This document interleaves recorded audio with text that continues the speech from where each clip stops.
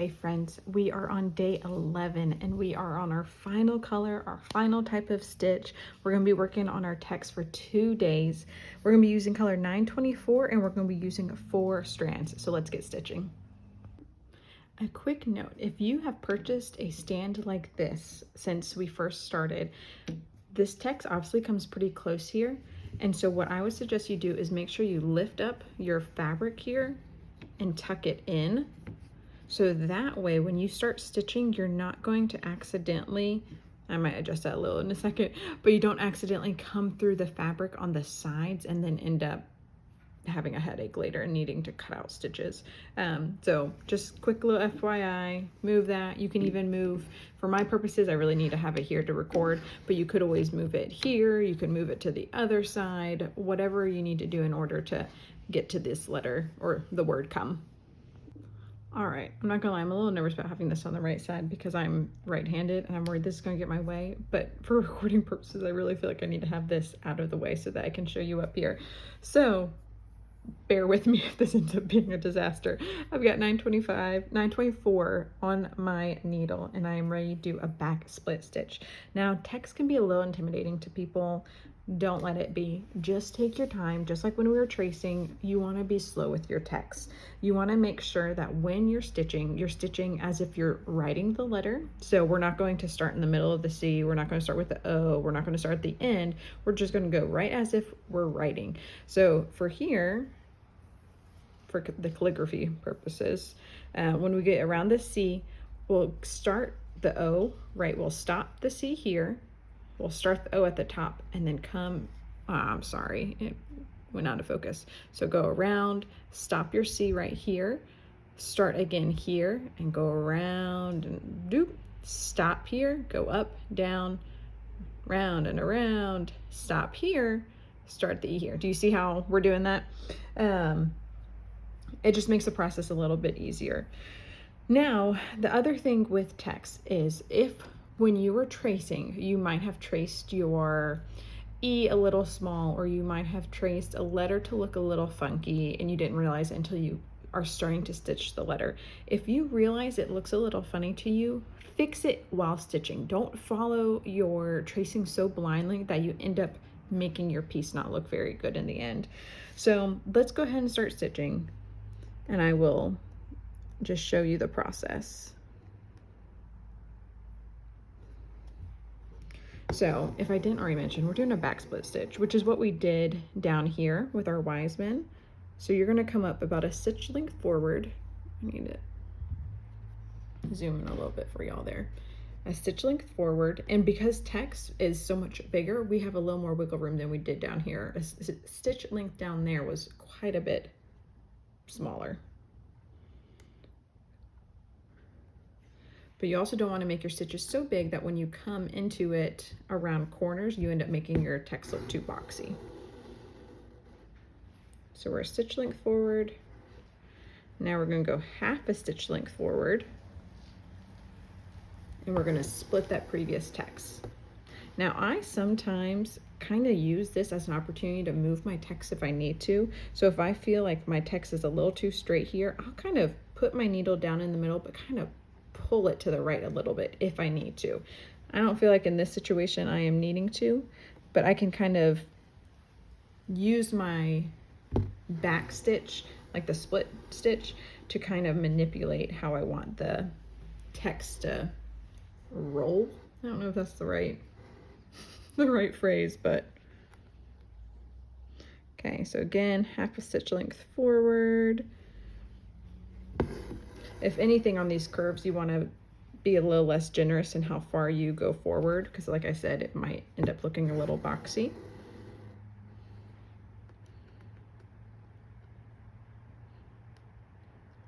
And then as you get to bigger portions here, you don't have to worry so much about it. Now try and keep your stitches even. You don't want one stitch to be super long and one to be super short, but if you need to shorten it every now and then just a little bit in order to make your stitches flow well, then 100% do that.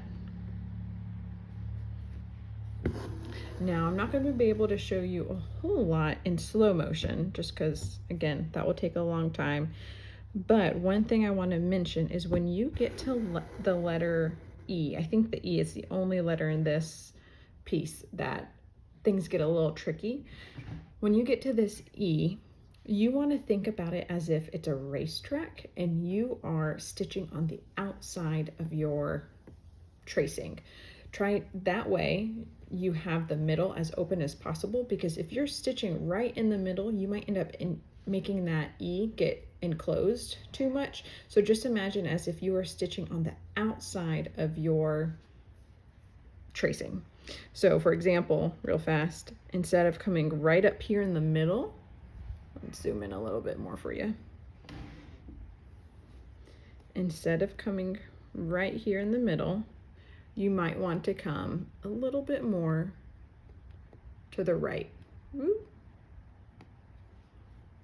I can't even see my needle because I'm looking through the camera. Okay, do you see here where I'm a little bit more to the right than I am directly centered? Now, again, this might not apply to you. This is only if you feel like when you were tracing, you might have accidentally traced your E a little too tightly. But that is a helpful little trick to keep in your back pocket. But I'm going to go ahead and finish this letter C, and then we will fast forward to watch the rest of what I can get done, at least in this time period. I try not to stitch for more than 15 minutes in these videos because I know that they get really long and I can get a little wordy, and I try not to as best as I can. I'm outside again for these videos today, and I am pretty sure a squirrel is scampering through the yard. Y'all might not hear it at all in the video. Here's an example of me being too wordy right now. I think last year someone mentioned that this would be a good time for me to do like read the prayer or to read the scripture for that day. But y'all, I can't multitask like that. I could technically do a voiceover, but I'm not sure you're going to want to listen to my voice. You can listen to the ESV Bible and listen to Kristen Getty. She does a much better rendition than I could do.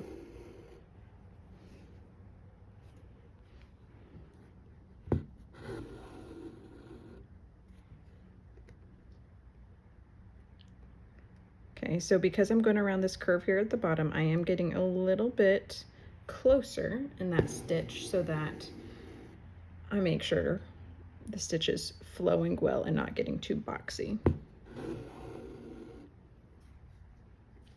Okay, so here's a good example of where I kind of move my floss a little bit. So this does feel, let me zoom in. This bottom stitch that I just did does look a little boxy to me. It might be a little hard in the shadows. I'm sorry if it is. But what I'm gonna do is I'm gonna pull my needle up where it normally comes. I'm half a stitch length forward. And then I'm gonna use the tip of my needle.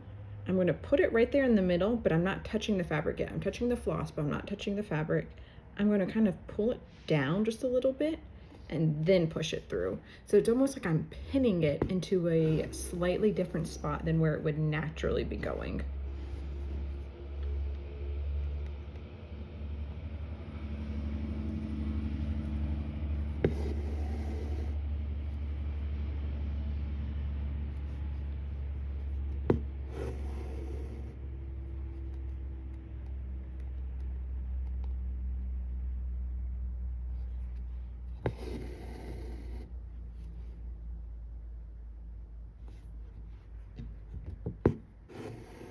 All right, so as I get to the end of this letter C, I remember earlier I mentioned that you're going to stop and then come to the top part of the O right here to keep stitching.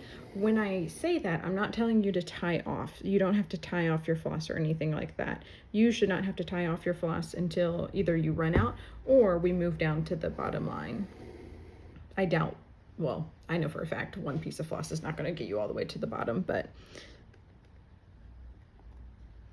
now I do think if you want to tie off after you finish like the E here and you're going to the next word, you can do that just fine. But if you learned anything about me so far, it's that I'm a little lazy when it comes to tying off my floss.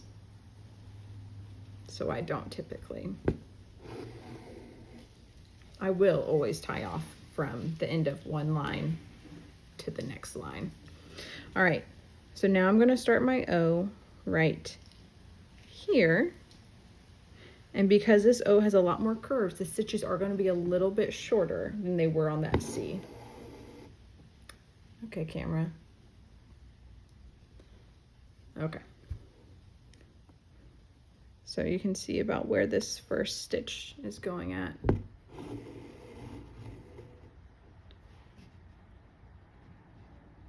And then we're just going to do a half a stitch forward. And you do want to make sure, like right here, that I'm putting that thread close enough to that C that it does connect. You don't want the letters, even though you picked up and started at a new place on the letter O, you don't want the letters to look like they're disconnected. And if they do, you can always add a little back split there and just kind of connect them if you need to.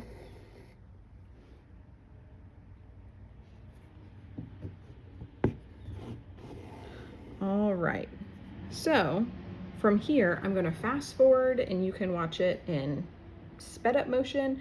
And then if you don't feel like watching anything, just look at the description below and find the conclusion and click on that timestamp. Thank you. I don't know why I'm saying thank you.